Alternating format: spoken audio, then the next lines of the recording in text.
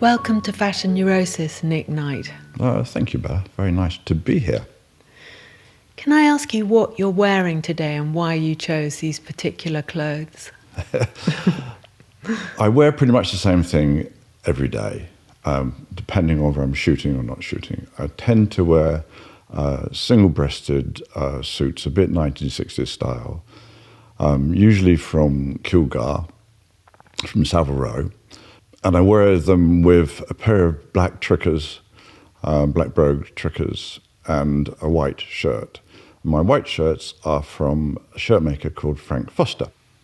And Frank Foster became quite an important emotional part of my life, weirdly, because I wear the man's shirts every day. Actually, his real name was Lionel, but he came across to Britain from, I think, Russia, during the sort of the pogroms, is it? The sort of problems for the Jewish people, and some fled to England, and a lot arrived in the East End of London in the turn of the last century, and Lionel, or Frank Foster, was one of them, and he was by his own account, a street fighter. He took on Mosley's black shirts in the East End of London, and then he decided. So it's the turn of the last century. So then he decided that he wanted to be an artist. And he started creating paintings, I think.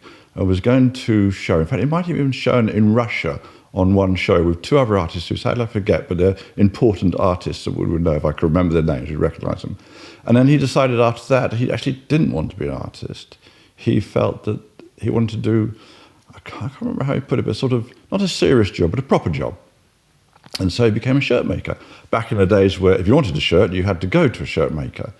And so he became a shirt maker, and he was actually quite good at it because he also, as a sort of byproduct of his shirt making, opened a club in south-east London next to the club owned by the Cray twins. So I think we're starting to form a picture of Frank here. And he was in the 60s, he was driving an Aston Martin, and he would drive through France and across the Alps and into Italy and buy the most beautiful Italian cloth, sort of cloth you could only get one roll of. Wasn't that you could get lots of it. So he would buy these rare cloths. And he became a shirt maker for all the stars of the 1960s and 70s. So anybody who was in film, anybody who was in photography, anybody who was in sport, he was their shirt maker. And he sadly died at the ripe old age of in his early 90s, apparently just stopped living, wasn't ill, but just stopped one morning. And I still have my shirts made at Frank Foster's, and by his wife, or his widow, and his daughter. And the thing with Frank is, when the first time I met him, I went down to his place in Pall Mall and met him, and it was an incredible little place. And there was Frank, who looked like Marlon Brando in Apocalypse Now. It was that kind of sort of beautiful but terrifying man. Not terrifying, but had a certain, what should we put it, presence. And he would be very cross with me now because I haven't got my button done up properly on my shirt, so I'm really sorry. But he would, he was just completely of a different time period. It was a bit like meeting somebody from a film. Every time you were down with him, it felt like you were in the scene from a film. So like every single day of my life, I wear a Frank Foster shirt. So it becomes important. And next to my bed, there is a picture of my wife, Charlotte, my three children, Callum, Ella, and Emily, and there's another picture of Frank Foster. So that gives you some idea of how important emotionally he's become in my life. And is it always a white shirt, never a colour? In public, it's always a white shirt. You should never see me out in a shirt that is in white. And in secret? I have actually got a whole array of beautiful, everything going from a kind of pale, dusty pink, all the way through to a dark sort of, really almost like a dark denim blue, and then right up to a really pale blue. But I think one needs a moment where one's not always on. Yeah. So you're not always being shown. Not all life should be sewed up as entertainment. Some stuff is just private. Yeah. I suppose it's like a container, isn't it? it's useful in that way. Yeah, I guess. Also, I really like fashion, which might come as no surprise as I'm a fashion photographer. But I really like it. And I've been dressing this way. Well, see, when I shoot, it's slightly different. Because when you're photographing, you can't be wearing a Savile Row suit. Because as soon as you bend down, which you invariably do when you're taking a photograph, or you lie down on the floor, they're always white studio floors, and you ruin the suit straight away. So I have a pair of jeans, a particular sort of jean, which is a Levi's 505-0217, which is a sort of nothing jean. It has no real style to it. It's a sort of not particularly tapered, not flared, not sort of bootleg. It's just a kind of nothing jean. So I wear that. I wear that with a pair of brogues and a white shirt. And do you always wear a black sock, or does that ever vary? I didn't used to wear socks at all, because I liked the idea that I was wearing the most minimal clothing you could wear. So it'd be shoes, trousers, and shirt. But then, more recently, I started wearing black socks, yes. Yeah.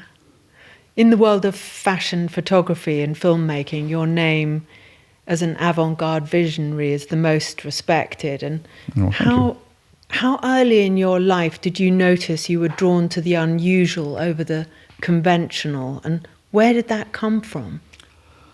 I don't know if I've ever diagnosed it that way. I'm not sure I ever thought I'm drawn to the unusual, because for me it's not unusual. It's fascinating. Yeah. I find all the more, I guess, sort of the edges, especially it's not the edges because there's no real middle. I find society, I find people fascinating, and I love them. And things I know nothing about, I find the most fascinating.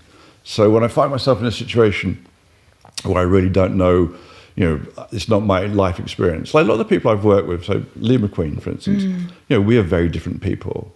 But that was part of the pleasure, was getting to know him and to be inside his mind. And that's the privilege of being a fashion photographer and working with people like Lee, is you get to be in somebody else's mind, somebody else's vision of life. And that's the thrill of it. So I always like it when I don't know anything about that part of life or that way of life. And I am fascinated by people. I find them perpetually inspiring. I guess the more, so I don't want to say extreme, because people aren't really extreme and normal. I think everybody's odd, everybody's strange, everybody's got their own version of life, if you care but to ask. It's like the thing about everybody's beautiful, you just have to see it. Yeah, I really agree. And you seem to have this ability to recognise that, I think, more than any other people. You're certainly the first person with many of those artists who are, incredibly original and disruptors. You seem to know how to work with them. And I wondered, with clothes, when did you first become obsessed with clothes as a child? Was there anything in particular that you homed in on as a garment? I remember at kindergarten. It goes right back. I remember at kindergarten going back to my mother and saying, I saw these two little girls at school today and they looked so pretty in their little dresses. And I can still remember them. I must be like 3 or 4. I still remember feeling, that's really exciting. Something really great there. That's so great. But I think the first garment I can remember wasn't that much further away. I lived in Britain to begin with my life, and then I moved. My father was with NATO. He was a psychologist as part of the diplomatic corps. I've got no idea how the two relate, but that apparently is what he was. So we moved from England to France in 1966. Huge cultural upheaval for me, really changed my life completely. And then we moved, and then General de Gaulle in 1967 decided to kick NATO out of France, they weren't part of NATO anymore, and we moved to Belgium, to Brussels. And I remember going to C&A in the sort of local shopping mall, and really, really wanting a black wet look shirt. And I probably was 7 or 8. I remember really pestering my mum to get me this black wet look shirt. I got no idea why I wanted it, why I thought it was good for me to have this shirt. But it was a very shiny, sort of silky, satiny kind of thing. I was desperate to have this shirt. And I think fashion on the continent in Europe, mainland Europe, in the sort of late 60s, early 70s, well, late 60s really, was very different to what was happening in Britain. Hence, again, when we moved back, because we moved back from Brussels to London, to England, to provincial England, between Huntingdon and Cambridge, so out, more or less out on the fens. We moved back in 1970, and it was a real fashion culture shock, because I was wearing stuff that I've got no idea how to describe it, but it wasn't what they were wearing in England. And the first thing that happened to me, we have a house in Petersham, and my father had the same house. We've since changed it. But we had, on the way back from Brussels to Cambridgeshire, we stopped off at Petersham in London to look at the house to make sure it was okay, because I'd been renting it out. And I went for a walk with my friend down the road, and the first thing I came across, this was age 10, was a group of skinheads. So about 20 of them. And I really didn't fit in visually. I really didn't look like anybody else at that time. And it didn't go well. And then I went to a comprehensive school, with a first year of comprehensive in Huntingdon. Wow. At a place called Hinchinbrook. And it was a school uniform. And there's nothing worse for a child who is just finding their own sexuality, just discovering what it is to be sexual, to be told you have to wear a school uniform. And it wasn't just so some school uniforms you can go, oh, well, there's something there. There really wasn't. It was a green, the blazer was a green, of which there is no natural equivalent. I've never seen that green since.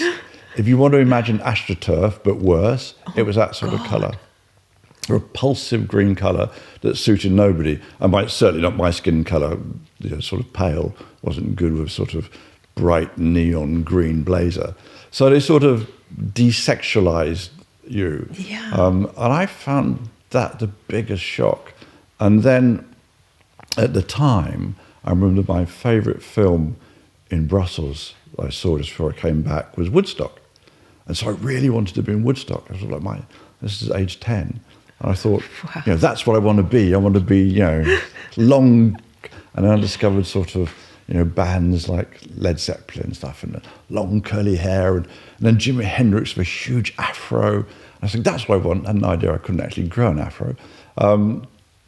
But so that's what my first thing I wanted to be. And then discovered Mark Bolan and T-Rex. I thought, no, this is what I want to be.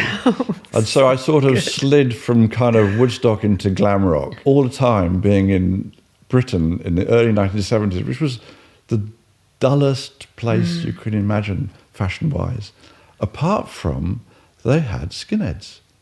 And it was everything I stood against when I first experienced it.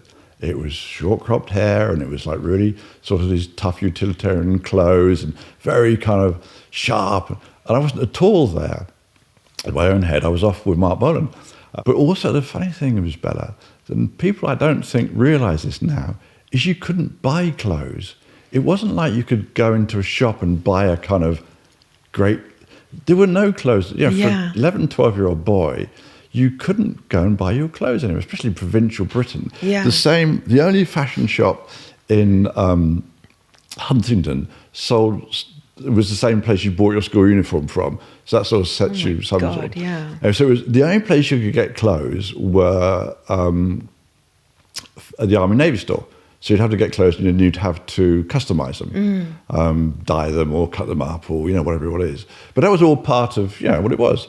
But the funny thing I remember is because we were so clothes poor, I don't mean we were poor financially, I mean, there was no way you could buy them, however much money you had.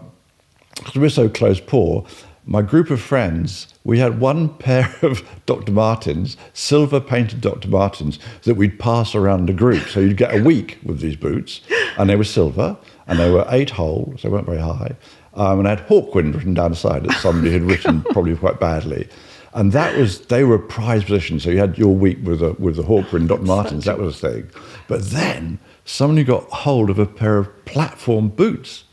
And they were literally kind of the Sweet would wear on those glam rock bands. And they were really prized. But they would, the same thing. You'd have to pass them around the group. Luckily, we all seemed to manage to fit in them. But yeah, so you wouldn't have much access to clothes in any case. And my look that I imagined for myself was kind of a weird...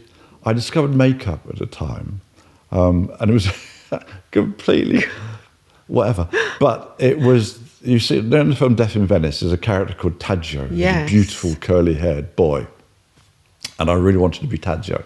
But I had straight hair. I didn't have curly hair at all. But I had this look that I kind of invented. And I went all the way down. I had a friend who lives in Plymouth, Flushing he lived in. And I went down to see him. And I had my hair permed in a local, like a loose perm. So I couldn't get curly hair anyway. So no good for me. Afro wasn't there. But anyway, I had my hair permed, and I had this outfit that I kind of created, which was from an RV Navy store. So I've got something from the sort of, what sailors would wear, basically. So kind of, sort of square, little things with white. And so I wore this white sailor suit with blue makeup and this loose, shaggy perm. God, you must have just go in fights all the time. Ridiculous sort of way of how not to fit in. Anyway, suddenly that all came crashing down, and I decided that's not what I wanted to look like at all. And that's when I sort of started dressing in a more skinhead-like fashion, shall we say. And I think there's something that happens to you when you're going from childhood to adulthood. That adolescence bit stays you forever. Yeah. That's what French call your données stables, your stable values. And they're rooted, I think, in adolescence, that short period where we don't know whether you're an adult or a child, and we're desperately trying to find out. Yeah. And I think I still have the same values that I had then. So I'd be 14, 15. And there was one kid who's I have an elder brother, Chris. I love Chris. But anyway, he had a lot of strange friends. And one of them was this really sharp skinhead called Spyro Agnew. His name was Steve Agnew.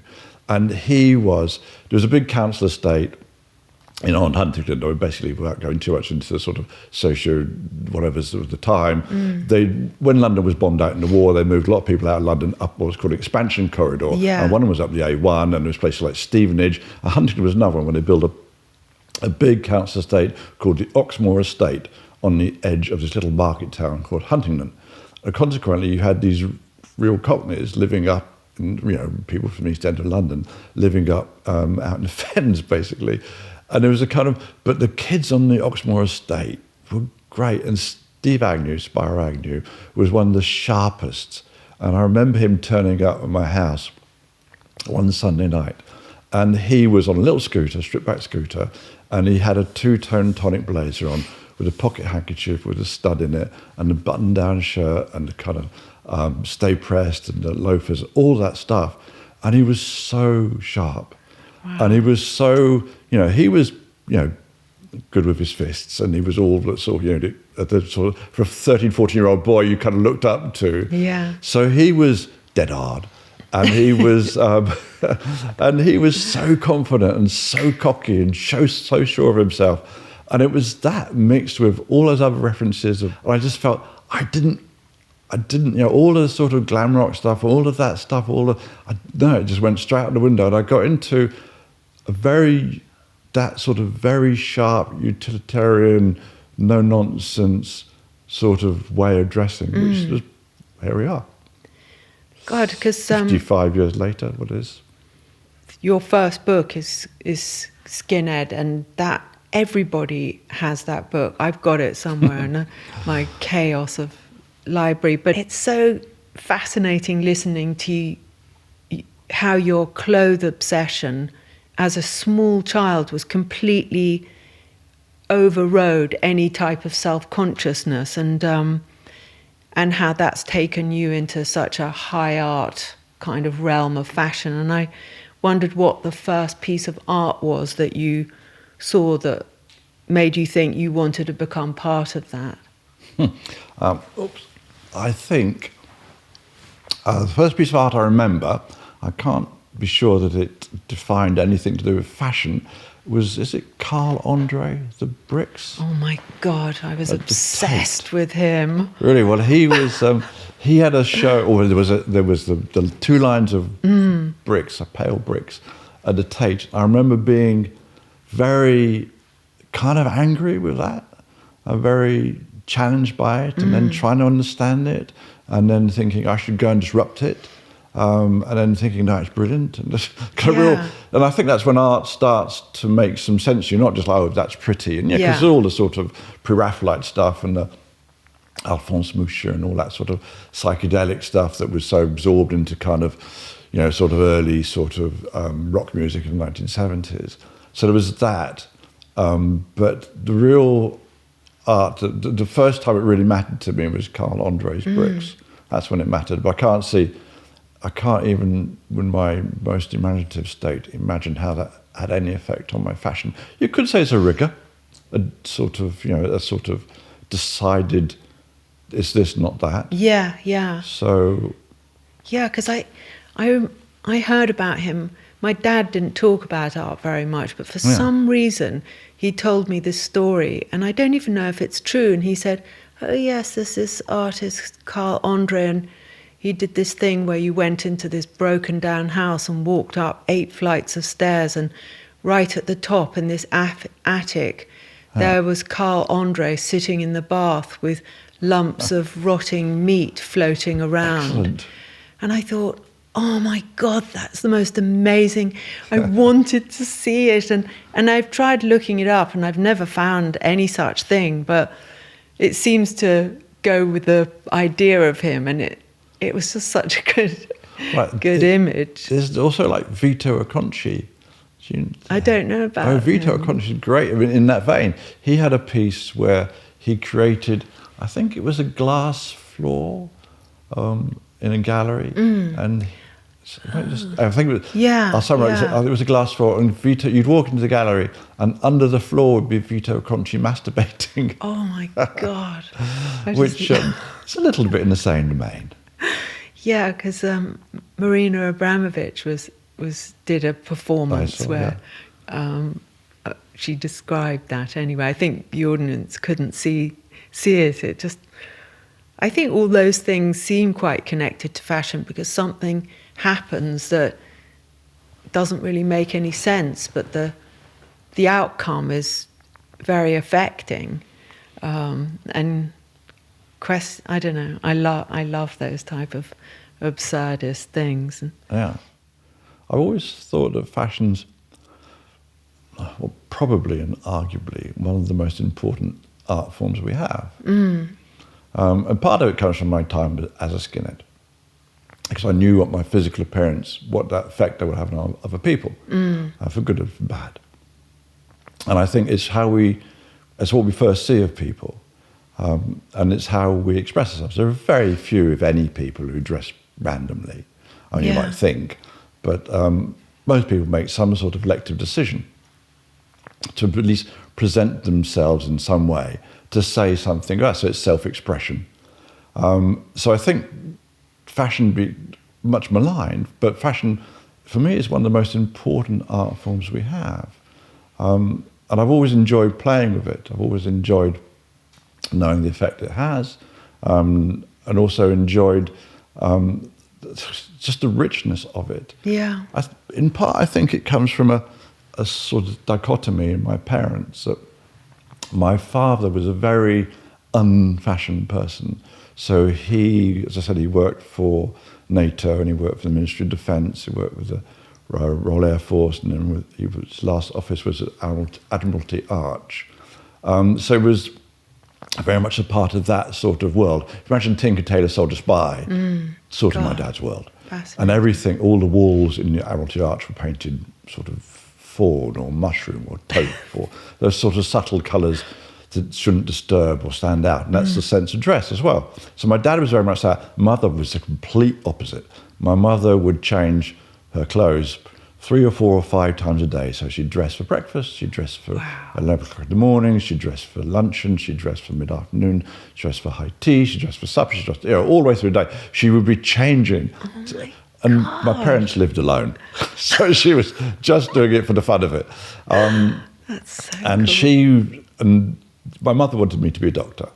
I think my father just wanted me to be able to afford food, but my mother wanted me to be a doctor, and I kind of went along with that. I thought, yeah, I like the idea of being a doctor. I kind of like that sort of caring and useful society thing, hence I ended up as a fashion photographer.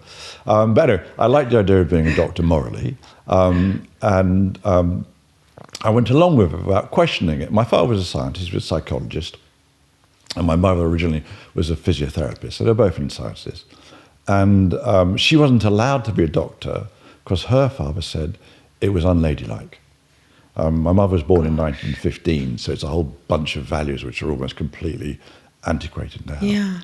But she wasn't allowed to be a doctor. So I think partly it was transferring her frustration of not being allowed to be a doctor. And partly she probably wanted a doctor in the family. So I didn't manage to be a doctor. I did 1 year trying to get into medical college. I screwed up my A-levels quite badly. And I scraped in to do a course in human biology at Chelsea College, University of London, with the idea that I would swap at the end of the first year of human biology onto the first year of a medical course if I did really well. I really didn't do well. I just got to, if you don't go to any of the lectures, you spend your time mucking around, then you're not going to do very well. So I didn't go to any lectures, and I was on the middle of the King's Road in about 1978, so it was quite interesting. Wow, it must have been amazing. So ended up going to Bournemouth and Poole College of Art, studying photography, but with a desire to be a fashion photographer. And my mother was really pleased by that, because she never really expressed it, but she was so into fashion. And in fact, when she died, Alexander McQueen was making her this beautiful dress. And of course, I worked under contract for Lancôme and Dior and a whole bunch of other ones. And so her bathroom was just full of product. So you work for Lancôme, they give you all the product. Yeah. You do perfumes, they give you the perfumes, etc., etc. And I would, of course, just give them straight on to my mum. So nice. She got, I think, probably something that felt better to her, which was to have a fashion photographer as a son rather than a doctor. But I wanted to be a psychiatrist. That was where I was. Really? When I was entertaining the idea of being a doctor, it was to do psychiatry. So anyway, you do it with the lens now, because you do get under the skin. Yeah, I think so. I'm not sure whose skin you get under, whether it's your own or the sitters, but well, someone's. Any of it's good, isn't it? Yes. There's the life, and because in the 80s you worked with Marc Ascoli and these great art directors, and what was so good about that group of image makers from the 80s, and what was their instrument of change? Because they quite legendary figures now. Do you mean people like Peter Saville and Marc Ascoli? Yeah. Well, different things. I mean, they're who they are. So they are very special people, both of them. Marc Ascoli is a wonderful man. He was my fashion school. So I knew a little bit about fashion. At the beginning of the 80s, I was working mainly with Simon Foxton, another wonderful man, doing things for ID magazine. And then I crossed over to Paris and started working for Yohji Yamamoto under the tutelage of Marc Ascoli. Marc Ascoli was one of those art directors of which I've never come across another. So he was a sort of, or is a breed apart. We would talk for a month and a half. So go see the Yohji show in Paris, and then spend the next month and a half talking about it and studying it, and then trying to push my photography further. So anything I would do, because I worked for them for 3 years, and I worked for the men's and the women's seasons. It's about 12 campaigns. It's quite a lot of photographic material. Yeah. And every time I try and reinvent myself. So the first one was very black and white. And the second one, therefore, had to be very colourful. And the first one was very still. The second one would have to be. So you try and go against every time. I would have to reapply to Marc Ascoli to get the campaign back, and sort of win him over again. So I was just really, really, really pushing the whole sort of photography thing to try and get further on in it. And he was a hard taskmaster. I remember on shoots, you'd start photographing and he'd come and look even down into your Hasselblad viewfinder. You're working on Hasselblad or into the back of the 10.8 when we started working on 10.8. He'd just come and look and walk away, wouldn't say anything. And he wouldn't really be happy for hours. You just spend hours and hours turning the model this way, that way, inside out, making, just trying to get a picture that would make this man happy, that would make him go, oh, c'est pas mal. And I remember one time, one comment, and I shouldn't tell too many anecdotes, it's slightly private. I remember one time he came and looked at my viewfinder and then looked at him and went, pas la reversi. And would then walk away. I thought, oh, crushed.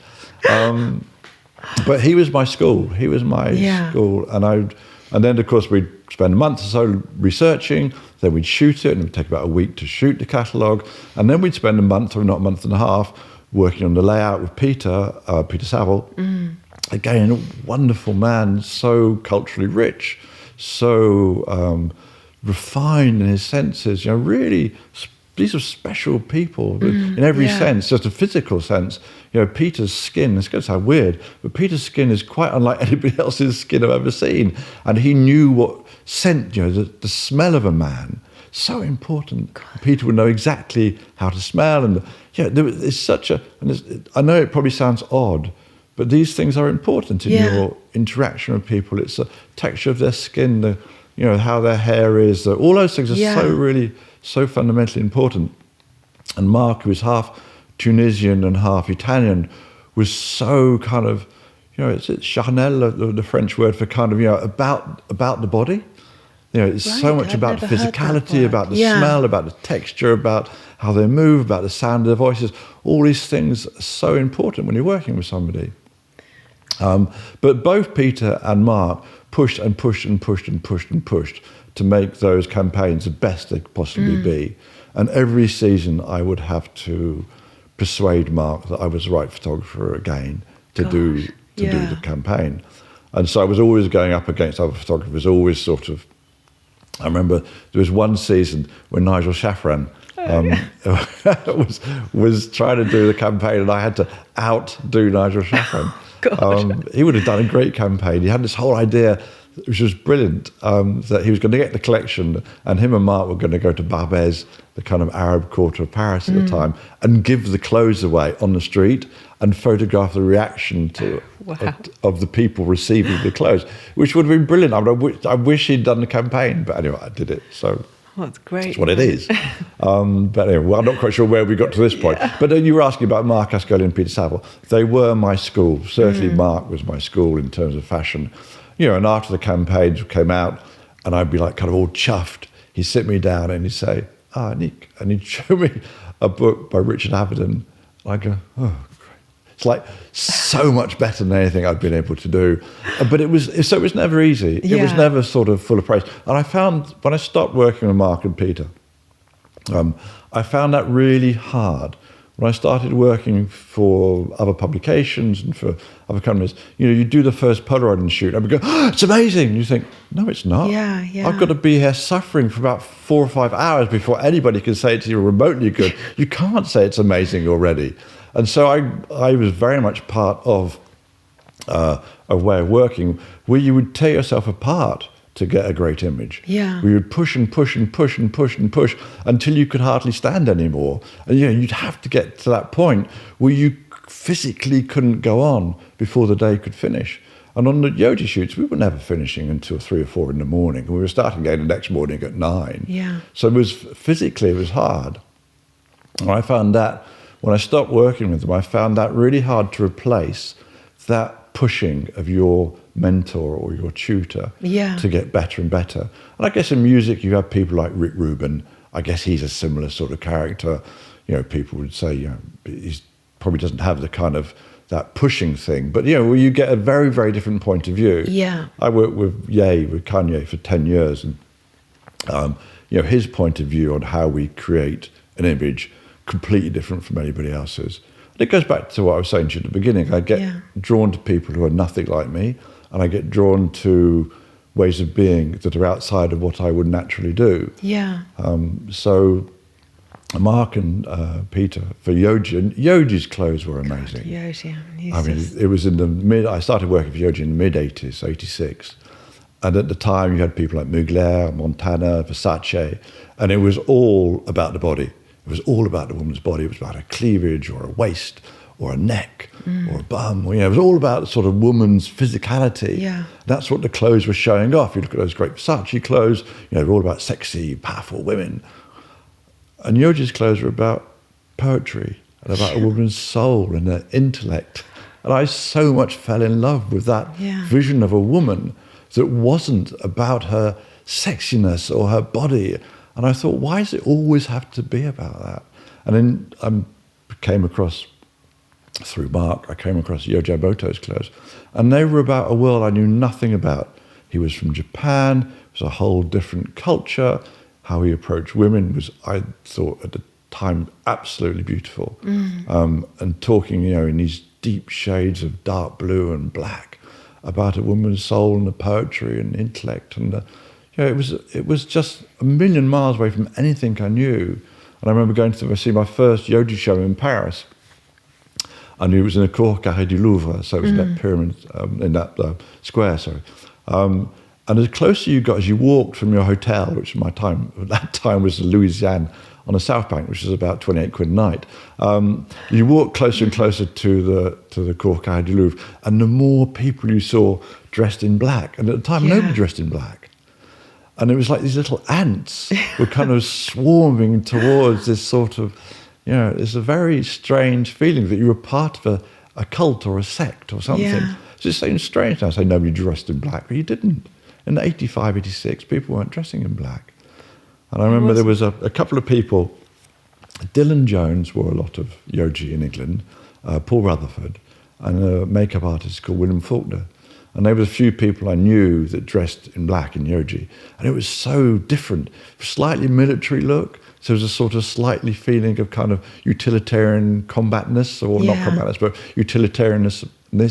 But it's this sort of sea of black. And I got, absolutely swallowed up in a total love of Yohji, of Mark, of that fashion. It was so different, etc., etc., etc.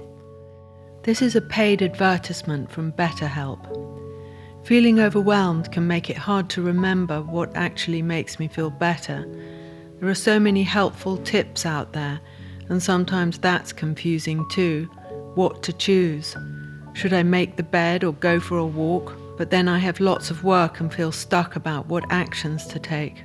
When I asked my therapist what to do when I feel overwhelmed, he said you could think of it as having a lot to do rather than being overwhelmed.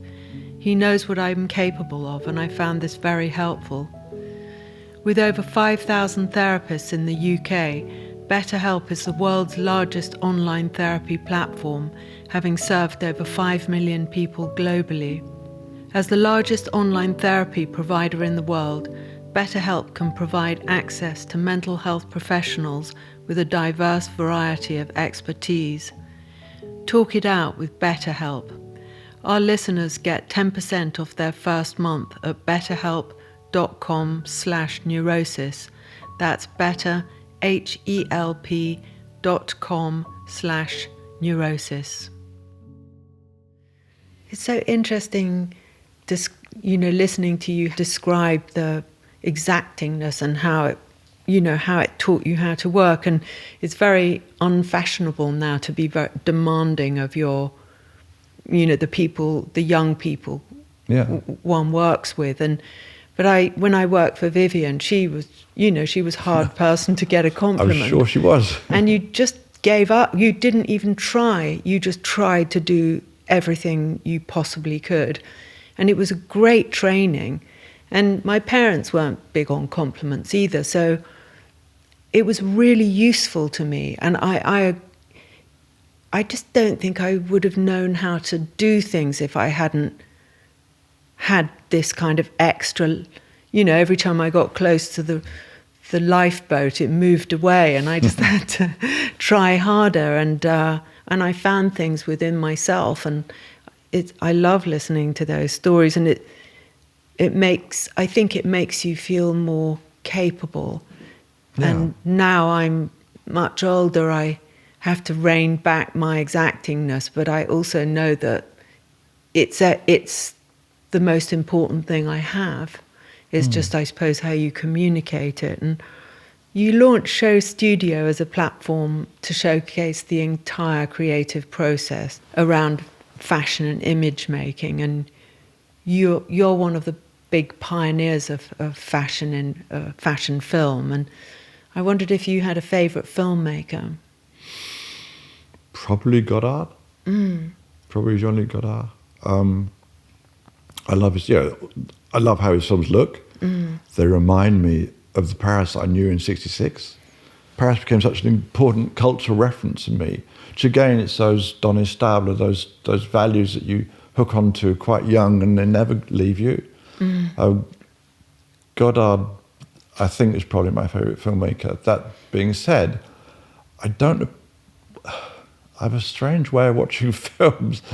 That I will watch little tiny bits of films. I know that's very current in culture now, that you see like little moments on TikTok or Instagram.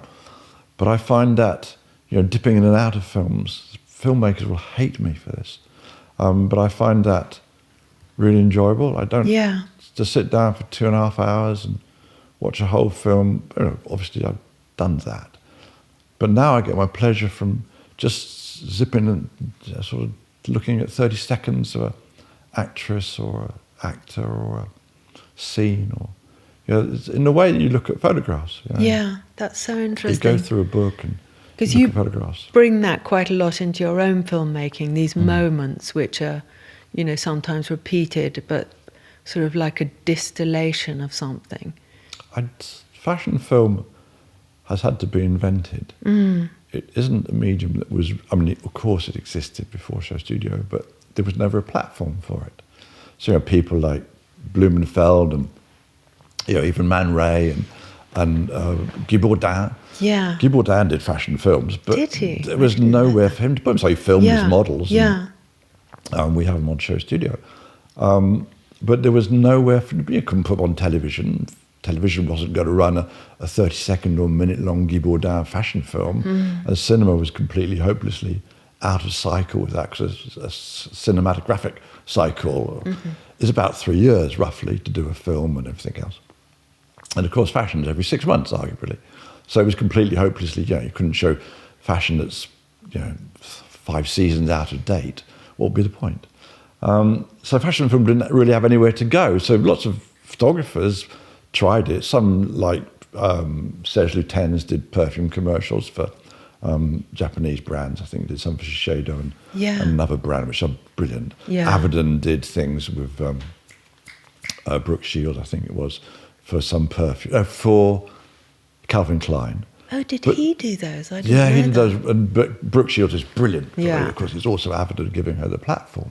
So there was a few examples that got through to the mainstream, but largely it was uninvented. And so when I started it in the year 2000, so 25 years ago, and created SHOWstudio really as a platform for fashion film, amongst a whole range of other things, but that was my main driving force to do it. We were really inventing it from the beginning. And nobody knew how long it should be. How long is a fashion film? And I've made fashion films everywhere from 10 seconds to 45 minutes. So how long is a fashion film? And it's very different from a film with fashion in it. Yeah. So the Thomas Crown Affair is a great film with fashion in it. Not just for what Steve McQueen's wearing, but also is it Faye Dunaway? Yeah. Her wardrobe in Thomas Crown Affair is exquisite. I forget there's a costume designer or wardrobe. I don't know what the film equivalent is, but the person that designed Faye Dunaway's outfits to Thomas Crown Affair, it's incredible. And those were films which influenced fashion, but that's not a fashion film. Yeah. A fashion film is the same thing as a fashion photograph, apart from it's moving. And so really I've come to the conclusion after 25 years of twisting this idea around in my head that a fashion film is just about a moment. It's just about that moment that you try and capture as a fashion photographer, but with a few frames either side. Yeah. It's just fashion in movement. Because when you create a garment, and you'll know this better, I'm sure, when you create it, you imagine it being in life, so being moving. I don't think any designer would create a garment just as a still two-dimensional thing. You always imagine how it moves, how the light changes across it, how somebody's body moves within it, etc., etc. So fashion photography has been a compromise, in a way, of designers' sort of ideas. And so fashion film, if it can show a garment in movement, that's all it really has to do. I think when we started fashion film in 2000 for SHOWstudio, a lot of other people who also started it from that then said, oh, it's a film, so it has to have a narrative, has to tell a story, which I think is completely wrong, because most great fashion photographs don't tell a story. They might hint at something. So if you look at an Albion picture of Verushka jumping across, a silent, seamless grey background, it's full of energy and life and style and allure and desire and all those sorts of things. But you don't know who this model is, where she's going, who her boyfriend, girlfriend. It's not telling you a narrative. It's just allowing you to understand. If you want the narrative which is already imbued in the clothing. So whoever made that piece of clothing, Courage or whoever it would be, would have imbued a piece of clothing with a narrative. And so you want the model's role is to deliver that narrative through a fashion photographer's lens. Now, just to have 3 seconds either side of that, so that going back to that example of Verushka or Twiggy jumping across in one of those great Albion photographs, which are sort of the quintessential fashion photograph of the 20th century, jumping across that grey background, full of dynamic, etc., etc. If you have just a little bit of movement either side, that's all it needs. It's just that moment brought to life. But then, of course, when we bring something to life, when we give it time, so rather than just existing as a single frame, then you bring in sound. And sound is such an important way of understanding a piece of film. And you know from the incredible soundtracks on Peter Greenaway films, or all the importance of sound in cinema is so huge. And if you go to cinema, you expect to cry. Crying is something that we kind of expect our films to be able to make us do. Yeah. We don't expect it of photography. It's very strange. Yeah, that's photography is a sort of, yeah. I would argue, slightly emotionally stunted medium. Photographers are going to hate me now, so that's filmmakers and photographers hating me, doing well. Photography is, in some ways, is slightly emotionally stunted, because when's the last time you saw a photograph that reduced you to tears, other than one that shows appalling social, how cruel humanity is? But a fashion photograph that can reduce you to tears, I would argue it's very, very, very few and far between. But film, it's normal. You go and see pretty much any film at the cinema and you'll expect to laugh or to cry or to be scared, all emotions which film delivers very, very easily. And I think that's to do with a combination of film and sound, so imagery and sound. Yeah, God, that's such a good So point about the all sound. of that had to be invented to try and make fashion films work. And of course, the delivery platform for a fashion film is really important. Delivery platform for a fashion photograph had been the magazine. And that had been a very, very, very good way to deliver a very, very good vision of fashion. And have been supported by the magazine's fashion photographers, were supported and encouraged and financed and given the time and the money and et cetera, to make great fashion photographs. Albion was given 2 weeks in Japan with Diana Vreeland to do 10 pictures. That's the time and support they needed. And when they went in, the magazine was thrilled to get them. So you had that support. You needed that for fashion film. You needed something that supported fashion film. So that's a bit what SHOWstudio became, as a medium that was supporting fashion film and trying to give it its time and its place. It's taken me 25 years to get to even a vague conclusion of what fashion film should be. But if we trace that back to the advent of fashion photography arguably starts around when my mum was born in 1915, with Baron Adolf de Meyer and Steichen, Edward Steichen, great photographers working for Condé Nast. And they start to create this idea of what a fashion photograph is, both highly romantic, pictorialists, very, very romantic, akin to painting, etc., etc., etc. But that's a different story. Wind on 25 years from that, you really haven't got to a modern definition. Who are we? 1915, 1925, 1935. You know, you're dealing with people like Marc Ascoli and, you know, Huygens Hune or Hune, George Platt Lines, Horst. You know, they're the sort of gentleman photographers of the 40s and early 50s. But it doesn't look like fashion photography now. Their models are still, and they're posed, and they're, you know, hoity, etc., etc., and they're beautiful. But, you know, it's not until you get Avedon and Penn, and then, you know, Bailey and Newton and Bourdin, or you get a sort of contemporary dialogue of what a fashion photograph should be. So we've spent 25 years trying to understand what the hell fashion film should be. So I'm not too bothered. Yeah. It gets us to a point. But it's not really, you know, it'll keep on dividing itself. And it defines itself partly within the medium. Sorry, I'll try and be quick. The medium for fashion photography was magazines. The medium for fashion film has been the internet. But of course, that manifests itself in different ways. We started SHOWstudio, and that was a good medium. But, you know, we had Instagram came along. And first of all, Instagram didn't carry film, and then it carried 15 seconds worth of film you could put on Instagram. So fashion films became 15 seconds long. Yeah. It was about the right length. And then now Instagram, you can put 90 seconds on them. And then you've got TikTok, and then you've got YouTube. And YouTube, you can put hours on. And so fashion films started getting different lengths again. You know, so I did the ones I did for John Galliano when he was at Margiela during COVID were 45 minutes long. So, you know, the ones I did for Gareth Pugh were about the same length. So they started spieling out into these long kind of, and how do you keep your audience? Because one of the most boring things in the world is a fashion film that's bad. Yeah, it's so dreadful. true. And it's often to do with the music. So you've got to keep your audience on the edge of their seat for 45 minutes, showing them fashion. And, it, you know, so we tried. I'm now of the conclusion it's about, you know, 10 seconds.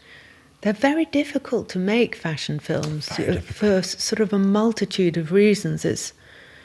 But when they're good, they're absolutely amazing. I mean, I was watching Sleep, your first live stream event of models asleep, and I wondered how you decided who would be most interesting asleep. And like, there's all these different amazing girls, and in one of the clips, her wig comes off and just sort of I thought I really enjoyed that. How did that happen?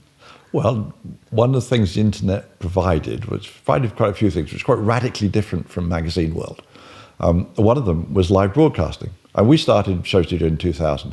So that's before TikTok, before Instagram, before Facebook, before YouTube. It was pretty basic at the time. And I don't know why we were so convinced we'd be able to do with it what eventually we could, but right back in 2000, the only way you could live stream was to live stream a single webcam image. So like you have here, we had a camera over the bed, and for sleep, and so you could stream one single frame out every minute. And so for sleep, we asked, I think it was 5 models, and we did it over the course of 2 nights, so 10 models in all. And the Metropolitan gave us a floor of their hotel room, and we styled these models up. So like super styled up, and you know, McQueen, and you know, all the kind of great fashion at the time. Simon Foxton did it, and I think Sidoni from McQueen did it, and Jonathan Cates, a great stylist. And we styled these girls up. We did their hair and their makeup, and then we just put them on a bed, just like I'm lying on a bed, and said to them, "Okay, now go to sleep." And we obviously it was kind of nighttime, so it was appropriate for them to go to sleep.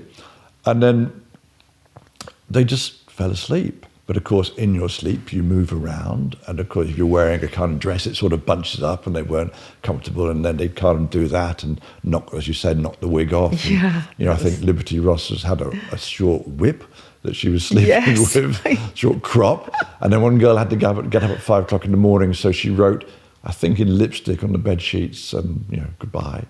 So it became these little fragments, but that's one still image going out every minute. So it's sort of like a photograph going out of an unconscious performance. And it was when I first thought of doing it, I thought it would be quite Newton-y, quite Helmut Newton-y, and quite voyeuristic, quite Bourdain-esque. And I was a bit concerned about that because I've always been slightly dubious about sexuality and my work, about letting sexuality into my work. So that's why Yoji was so perfect. So I've always been a bit because I grew up in the 1970s, and by the end of the 1970s, the idea of the sort of Lothario photographer was comedic, to say the least. Yeah. So it was a sort of, the subject of Carry-On films, of kind of the sort of lusty photographer who was using his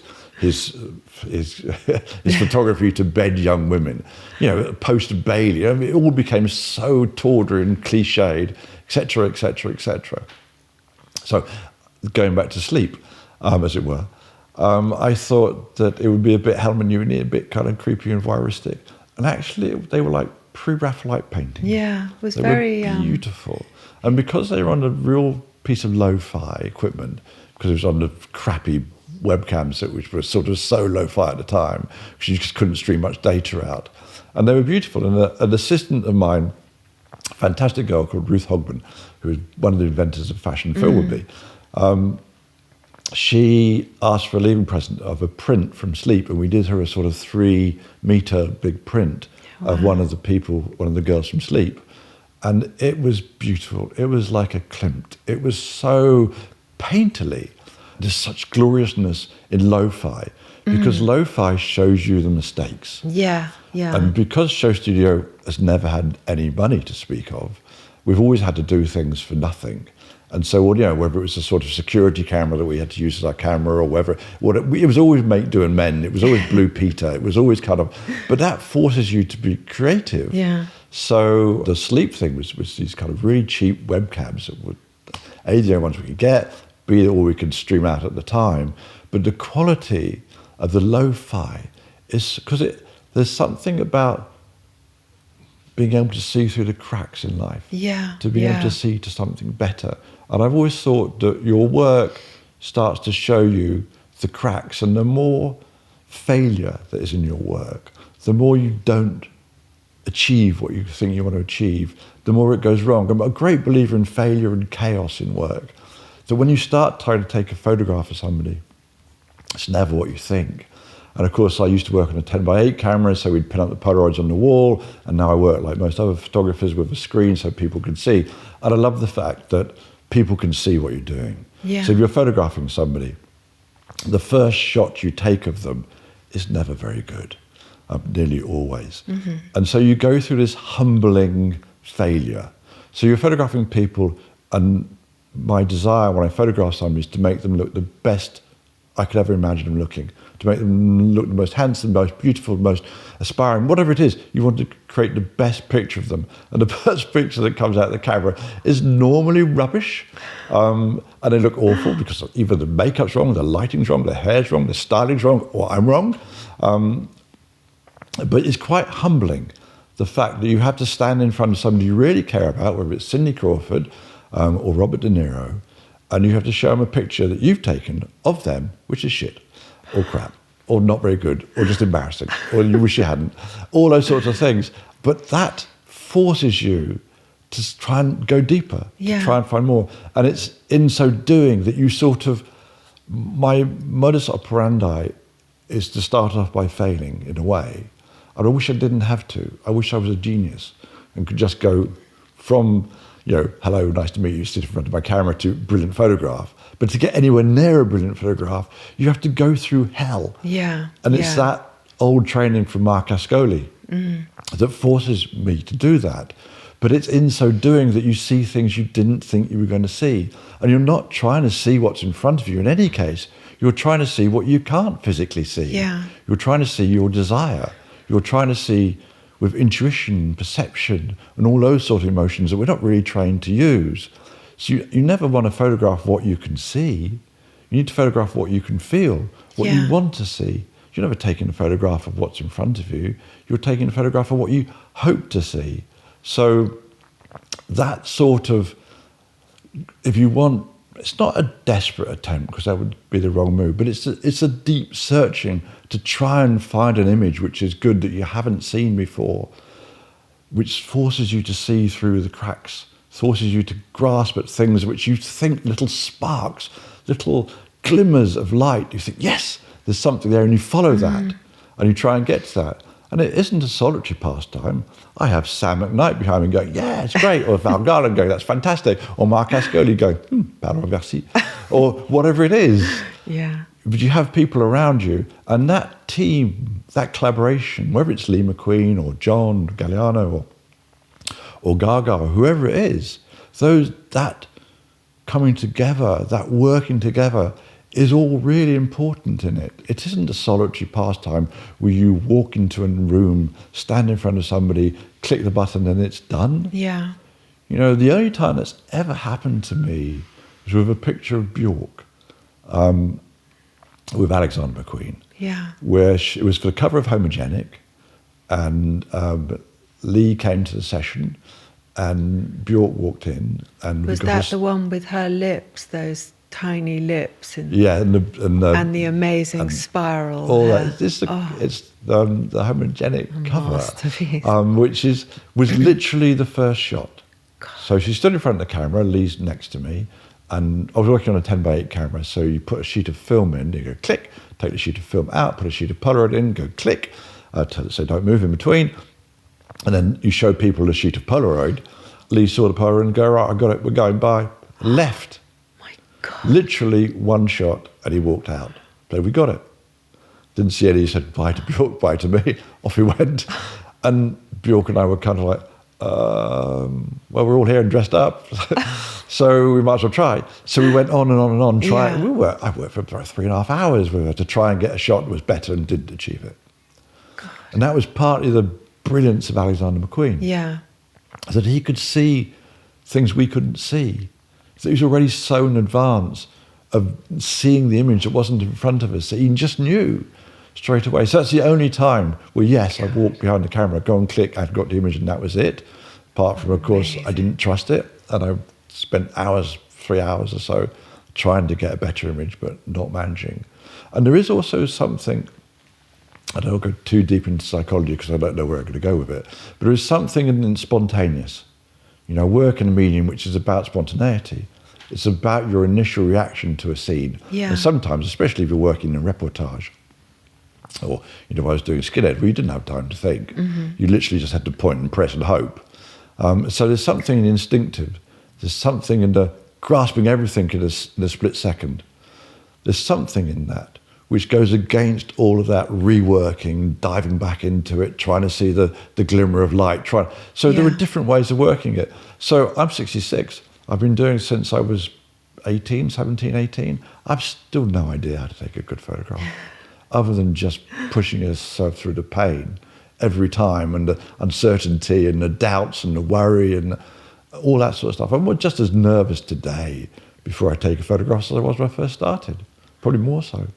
I think those nerves are signs of life, aren't they? Because whenever I find myself nervous, which is always, especially like, you know, before this, or, you know, when something matters, and then I remember, God, it would be so much worse if I wasn't nervous. I'd have just drifted into complacency, and that description of, you know, going through the failure, and I suppose your subject is also part of that. You know, the bar is raised for them too to participate, collaborate with you in giving everything. And I remember when I'd sit for my dad, and occasionally things would go wrong, and really, you know, there was nothing I could do except for I could will myself to offer something. And I think that counts for a lot too. Everyone involved is just invested in this outcome of something that we don't know what it is, and it's so, I love that. And talking of Alexander McQueen, and you work really closely with him all through his career, the thing I particularly remember is the story you did for Dazed and Confused with Amy Mullins, the Paralympic athlete, on the cover, and showing her custom-made artificial legs. And you said that Lee would come to you with amazing ideas, and that were often quite dark. And you seem to have a talent for capturing the deep feeling in those ideas, but without fetishizing the darkness. And I wondered whether there was ever a conflict between you about that aspect. No. I like the idea, or the poetic idea, that I brought light into Lee's darkness, but I think it's probably far from the truth. But I like the idea of it. Fascinating what you were saying about working with your father. I guess that side of things where the sitter becomes so important part of the creative process is, I guess, what I'm talking about, the whole idea of a team, and how important all of that energy is. And in the teams on the photographic shoot, I mean, it boils down to hairdresser, makeup artist, stylist, and art director. So it's about 4 or 5 people. That chemistry is so important. It's really important what hairdresser you have. And people are very dismissive of that side of things. One of the things hard, I will answer your question, I promise. One of the hard things is when you cross over from fashion photography into fashion film, and you're dealing with film world, people in film aren't used to that. They're not used to the fashion hierarchy. You know, when you're on a film set, and when I first started doing fashion films, obviously I used the same teams, had Nicknight and Val and Eugene and, you know, the people I work with. But the film people just didn't know who they were. And hair and makeup on a film doesn't have the same thing. You don't, you know, because the way I work when I'm taking photographs, Sam's in there every split second. You know, I'm taking pictures between Sam's hands, or, you know, between stylist Katie England, you know, between her sort of fluffing the collar. But for film, they don't get that. They also don't see models. They see them as actors with no words. So they're kind of like extras. And so they don't get a hierarchy. I've never understood. Anyway, I won't digress too much into the shot, would they? I mean, on a film, the hairdresser would never jump into the shot and fix the... But it's so important when you're creating an image. And Sam's, I don't say he's a god, but those people like Eugene and Sam, they're such masters, you know, and Val and Pat and, you know, Issa Mayer, and they're great. They're as important as McQueen and Gaga. Anyway, whatever. You asked me, I'll try to answer your questions rather than go off at tangents. I never felt conflict with Lee and myself and Lee. Never. I felt that he did have ideas which weren't very workable at times, practically. Sometimes his ideas are a bit, not so much dark as difficult. The first time I worked with him, I worked for the Florence Biennale, on a set of images, Venice or the Florence Biennale, I can't remember what it was. We created a set of, and one of the images he wanted to do, he said to me, Nick, I want to have this girl, and she's floating in raw sewage. And I wanted to photograph her floating in raw sewage. I was like, Lee, you can't just put a model in raw sewage. And Charlotte was like, oh God, you can't just photograph a girl lying in raw sewage. And Lee thought for a bit, oh right. And he said, all right, sump oil. I want her floating in sump oil. And Charlotte was like, oh, Lee, you can't put a human being in sump oil because it'll corrode their skin.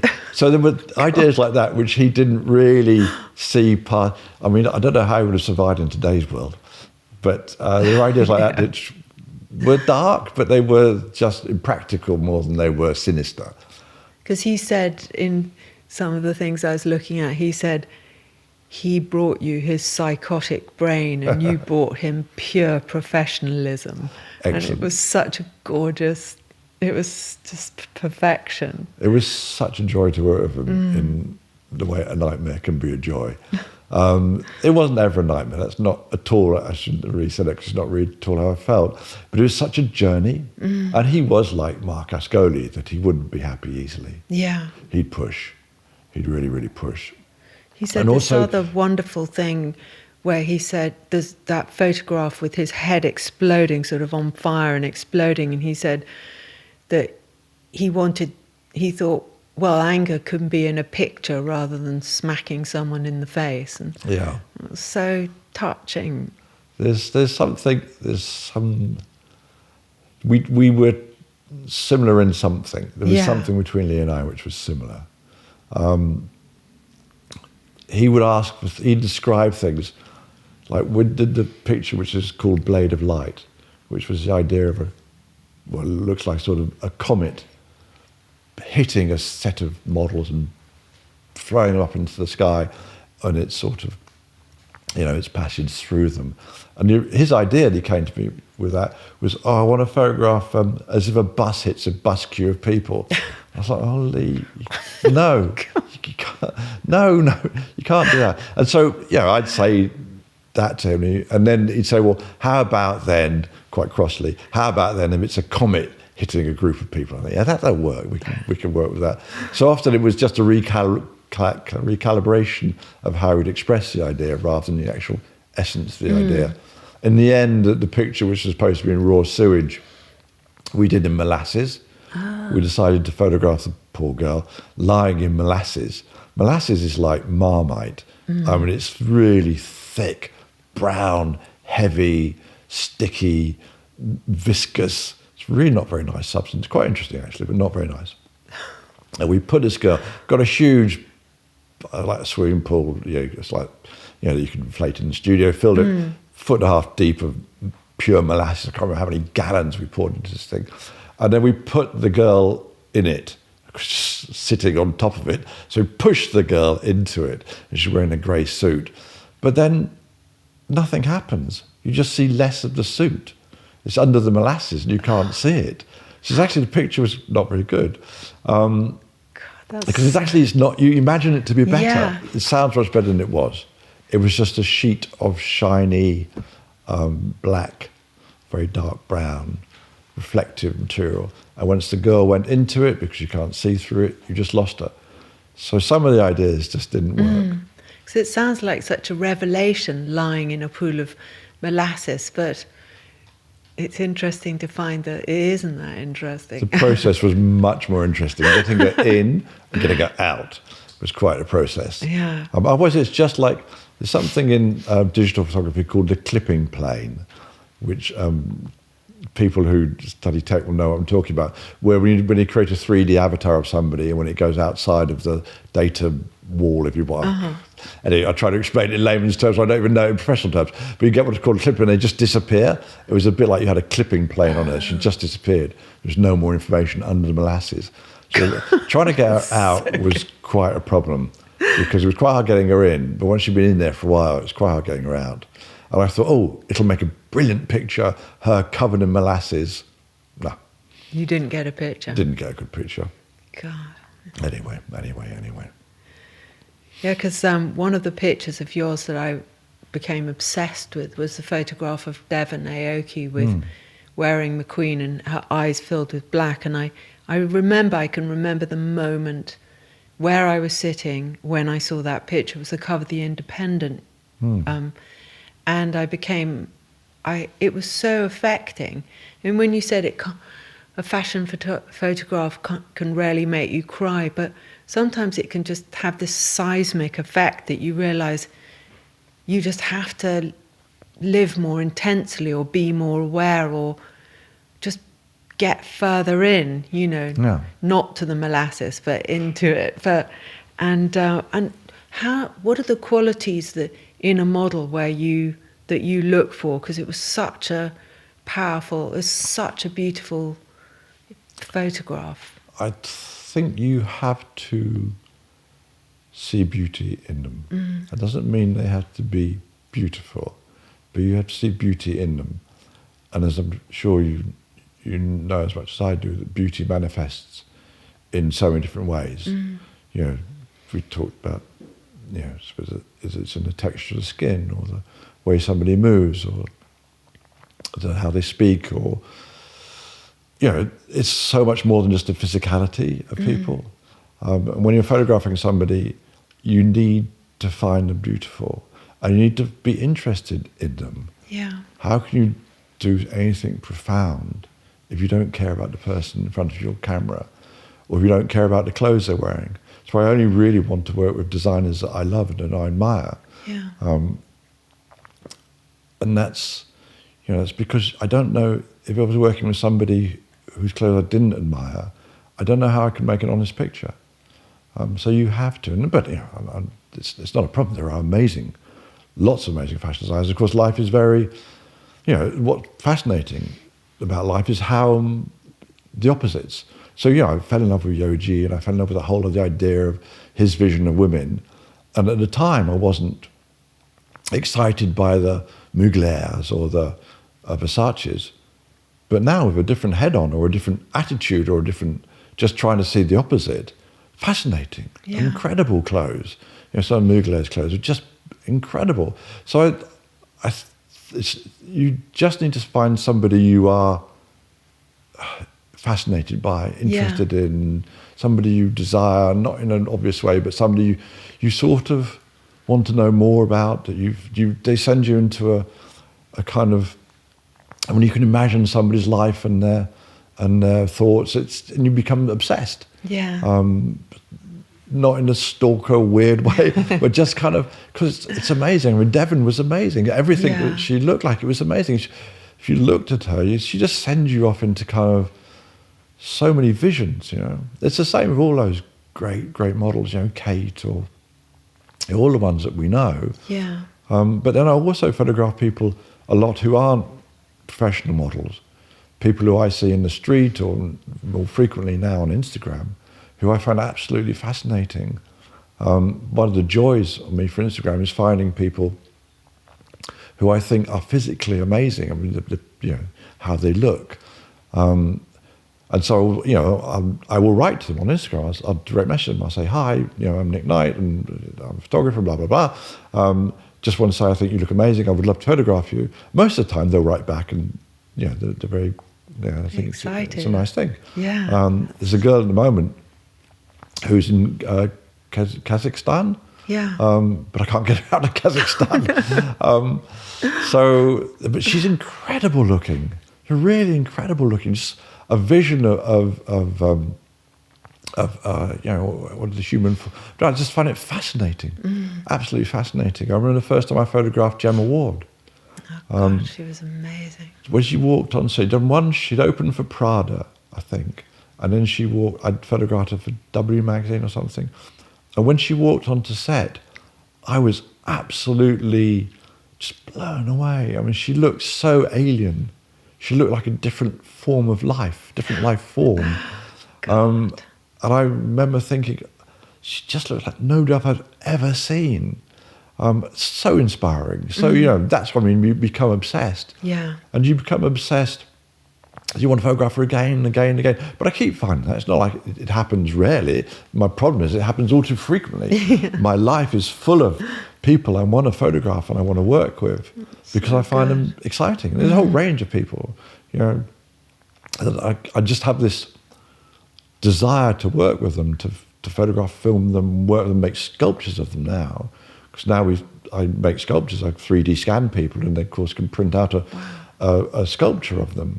And so that's become my thing. I'm obsessed with now is because not just the fact you make a 3D sculpture, but what's it made out of? And so I'm thinking all these different materials. There's a girl I photographed quite a lot called Tessa Karagi, wonderful, wonderful person who's a psychiatrist actually. Anyway, she became pregnant, and I photographed her when she was 9 months pregnant, and so a very big tummy. And then I made a sculpture of her. I photographed her lying back and did a sculpture, a 3D scan of her and a sculpture of it. But I took out the sort of sphere, if you want, of her pregnancy and replaced that. I printed out a small version of her as a small sculpture and replaced the pregnancy with a broken egg. So I got a fresh egg and I broke it into this sort of concave part of her tummy after having taken out the kind of the sphere of the pregnancy. And it's beautiful because then the white of the egg runs across her and the yolk is sort of bulbous and straining to break because it's just about able to hold the yolk in it. So working with sculptures, I think are fascinating. I'm trying to make one out of soap at the moment. I'm working with somebody who I want to make a life-size sculpture in soap and then put next to the sculpture a wash basin so that people come and see it, can wet their hands and then run their hands across the life-size version of this person. Because, of course, when we go to the museums, whether it's MoMA or V&A or wherever, you're not allowed to touch the sculptures. But, of course, for the sculptor, that was all of it. from Brancusi, it was the touch. Yeah. So I'm very into the materiality of the sculptures as much as the form of the sculptures. Yeah. Because it opens up a whole range of sensory things which I haven't previously been able to engage with. Something weird about being a photographer, especially digital photography, if you want to call it that. It's a very dry medium. With a lot of mediums, you can become tactilely involved with your art. Mm-hmm. So if you're a painter, you can be covered in paint and turpentine and whatever else it is. A sculptor, you can be covered in marble dust or bits of metal, or it's very physical. With a photographer, it's click, click, click. That's it. It's very frustrating. Yeah, and I'm actually not somebody who likes being covered in stuff, because I was painting at the weekend. Because I was, whatever it is, but I was doing something at the weekend which meant I had to paint, doing something at SHOWstudio. And I actually I was thinking about this thought I've had for a long time about a tactility of our art and how I find our photography is frustrating because it's not tactile. And everyone's covered in white emulsion paint, thinking, oh, we get bloody stuff on my hands, I hate it. Which is kind of, a bit counterproductive if I'm going to go into more tactile media. But there is something I think that we miss as photographers in the tactility of our art form. And with clothes, if you fancy someone and you don't like what they're wearing, does it kill your attraction to them?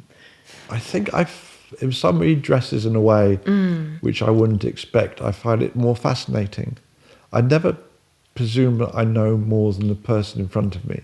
So somebody dressed in a way, there are, because one's of a certain age, I'm 66, so I've been in and out of different fashion trends over the years. And things that you take as kind of things that everybody thinks is a bad taste, and you kind of all agree about saying it's a bad taste, all of a sudden are very like what everybody's wearing and the height of fashion. And so you have to recalibrate, like things like the mullet, for instance, as a hairstyle, which, when in the 1970s, all the footballers had mullets, and then they were not de rigueur in fashion for a long time. And then my son had a mullet, and he looks gorgeous. Yeah. And I'm thinking, I have to see that again. I have to re-understand that. So I would never presume, if I'm faced by somebody who is dressed in a way that I wouldn't necessarily find attractive just if I thought about it, I would never presume that I was right and they were wrong. I always presume they know more than me. Yeah. And so I don't think I'd approach it in that way. And I find the discovery of things that I don't know, which is the thing that I really... So when somebody does something I don't understand, I'm more, if you want, attracted or interested to them. Yeah. Because I don't understand what they do. Yeah. And so I want to understand, and I want to try and sort of get in their head. That's really good. So that's more how I would see it. Yeah. And you described John Galliano as being a Mozart or a Leonardo, and yes. Such a beautiful description. And I was watching your film of him, SWALK, when he was creating the tango collection at Margiela, and he has so many ideas happening and all at the same time. And I wondered how did you decide which thread to follow to keep the viewer on the narrative? Tricky.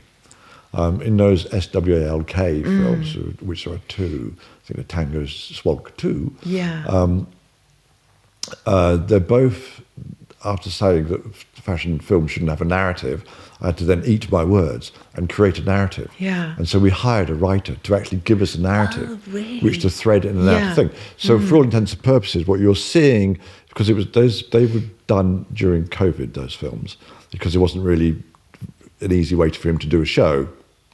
So he decided he wanted to do a film. And John, who is notoriously very shy as a person and very secretive, and will only open up to his sort of entourage or his people who he trusts around him, was incredibly brave and opened up completely on camera. So we would do Zoom calls where he would talk completely openly about his process and about what he was doing, about what he was feeling. And he got everybody in his atelier to wear a webcam, including his dog. So everybody was wearing a webcam. So it was total showing the process. Yeah. And then in amongst that, he's creating this collection from desires and references that he wants to do. And at the end of it, I was filming the collection, trying to bring it to life. But then throughout this process, which is already quite, not convoluted, but quite complex and quite layered, we've tried to weave this narrative through, which then people sort of realized as they were watching it that things were happening for a reason. Great narratives, really fun thing, but like a real narrative film. Yes, that's what I say to you. Yeah. I believe that fashion film should not have a narrative. So I made 2 narrative films.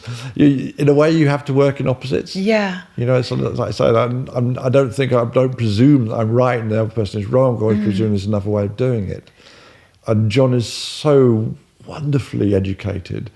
And yes, culturally, he's our Mozart, he's our Da Vinci, he's our, and so was Lee. They are huge cultural icons whose work of which will occupy the same cultural space that those musicians, those composers, their space occupies in our sort of understanding of culture. I mean, there were moments in that film that were so disarming and so moving. Just there were some sort of organizational frames, and then suddenly there was these 2 figures in the atelier dancing down the piece of carpet or whatever, with their faces covered in tulle, and I did feel like I wanted to cry, because it was just so beyond what anything I could imagine. And John's sort of incredible ability to create elegance, like when he was talking about putting these Mary Janes on a man, and they were so tough and they were so macho, and these gestures and how proportioned, suddenly everyone had these amazing proportions that he spun a web that you saw things, how he had them in his head, and it was really well captured. I mean, I am big into a narrative, and I think even with those tiny fashion films that I've watched of yours, they're effective because they feel like a story, even though there may not be a beginning, middle, and end. There's a feeling of something happening. I mean, what I'm trying to make is the equivalent of what Motown was in the 60s. For me, Motown, as it was described, was a hit factory. Yeah. So those hits that came out from Supremes, from Marvin Gaye, and all those fantastic singers who I love. It was a hit factory, and just as you're saying, those songs, heard it through the grapevine, or the countless brilliant hits that came out of Motown. Of course, they had enormous depth to them, an enormous passion to them, but they were a hit factory. You just had to hear them again and again and again. What I'm questing for is fashion films that you want to watch again and again and again. And that's where my feeling is at the moment. And that's why I'm thinking the narratives in the clothes, don't put a narrative on top of that. Just let the narrative of the clothes do the talking, just like it does in the fashion photograph. Yeah. Liberate that, put it with a great soundtrack. And now the great thing is, because before we were really caught, because to get a great soundtrack is no more easy than getting a great visual. But now Instagram will allow you to put 90 seconds of anybody's sound, or the Rolling Stones or the Beatles or Marvin Gaye or whatever else, onto your little film or your pictures. So now all this wonderful music is suddenly available, whether it's beautiful jazz or whether it's kind of incredible soul, or all these things are fantastic. Classical music, it's just so rich, and so we can do that now. But that's as long as it lives on Instagram. But that's a different set of values, or a different set of constraints, if you want. And in your pictures, you play a lot with scale and proportion. And you talked about the 3D, the sculptures and the 3D sculptures. And do you find there's ever a proportion that just totally freezes you, either in a person, if you're photographing them? Is there something that is a big hurdle to overcome? I don't think so, Bella. I don't think so. I mean, I photographed such a range of people. You know, when we were doing, you talked earlier about the fashionable series we did of people with quite strong physical differences in their bodies.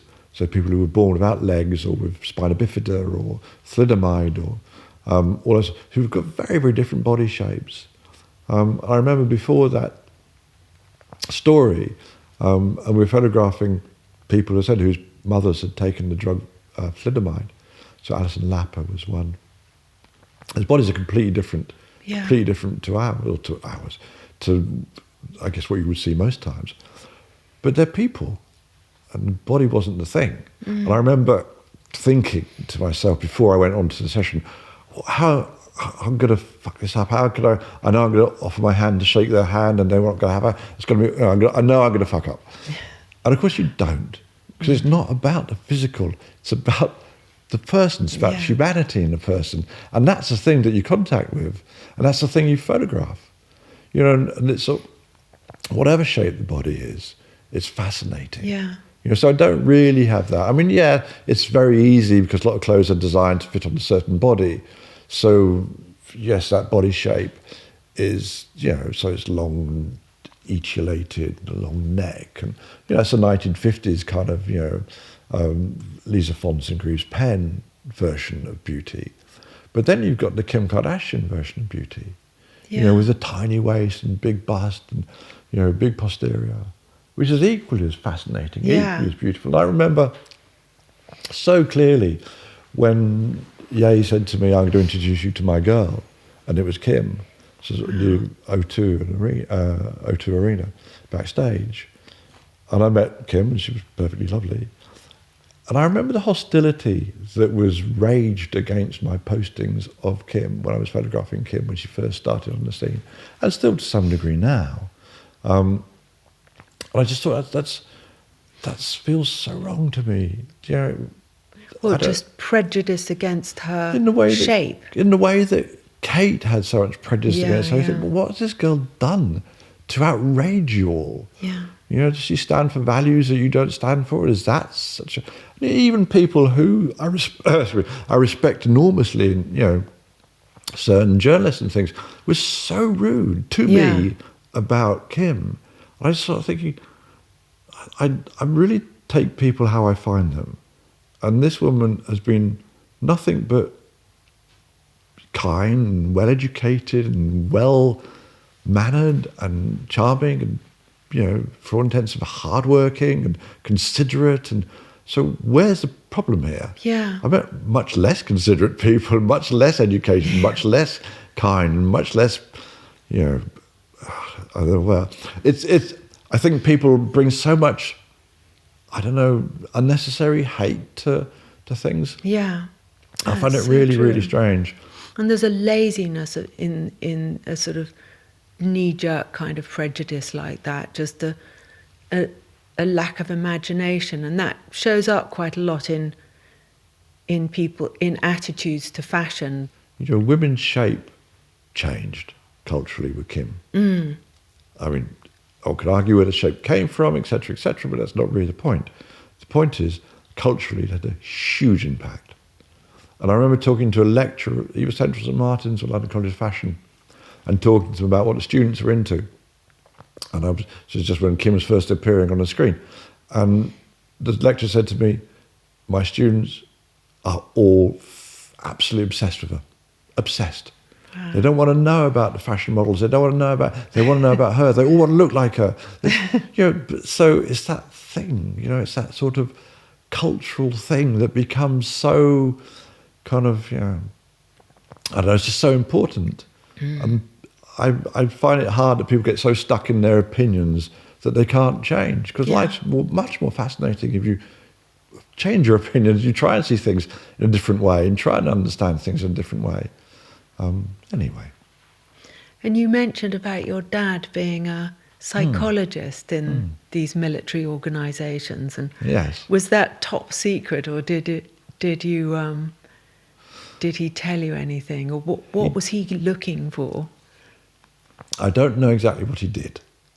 I slightly romanticise his job because I didn't know much about it. not because he was remote. He was an incredibly loving father. Both my parents were incredibly loving. They had their own ways of being. As I said, they were from a different generation. But we didn't talk to him much. He didn't have...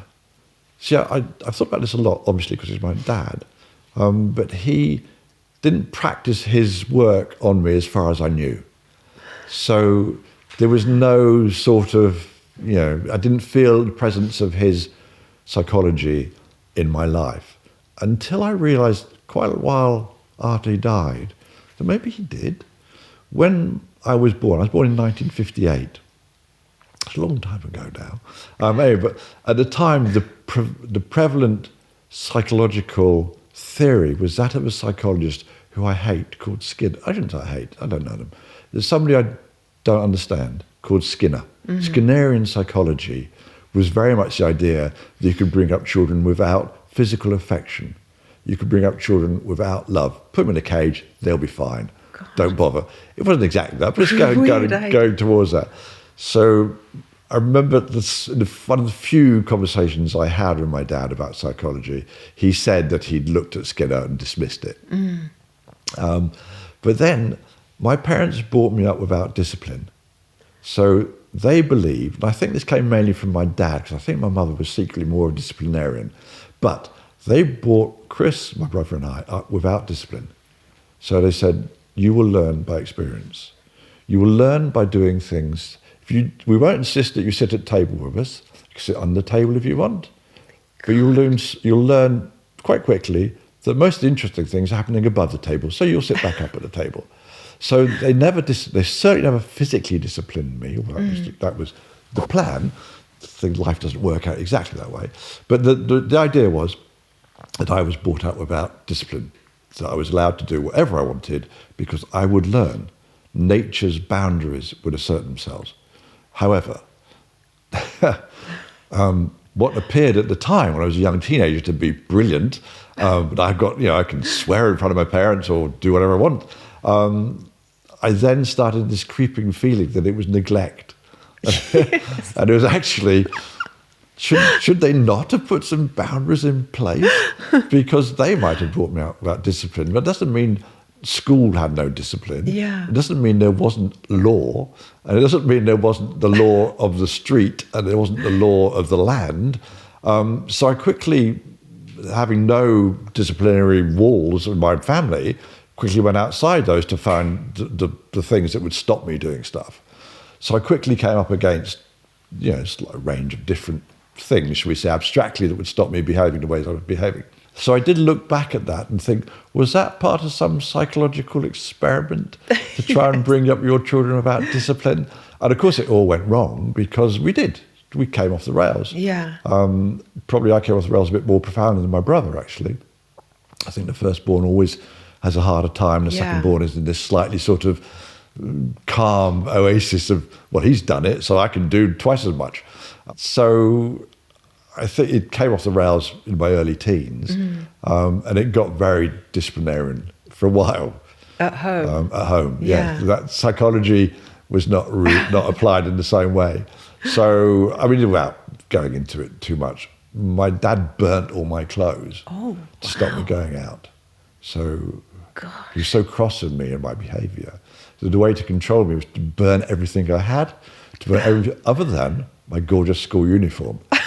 So when you're sort of 14, the idea that the only way you're going to go out is by putting on this vile green blazer, that kept you at home. Oh my God. So quite extreme in that way. Yeah. And my father, who never had lifted a finger towards me, beat me up. So it was a bit of a shock. God. It just happened once. Yeah. And I was like so shocked by the whole. It really derooted me and took me off the path I was going now, which wasn't a great path without you needing to know or anybody else needing to know any details. It wasn't a great path. It wasn't going anywhere great.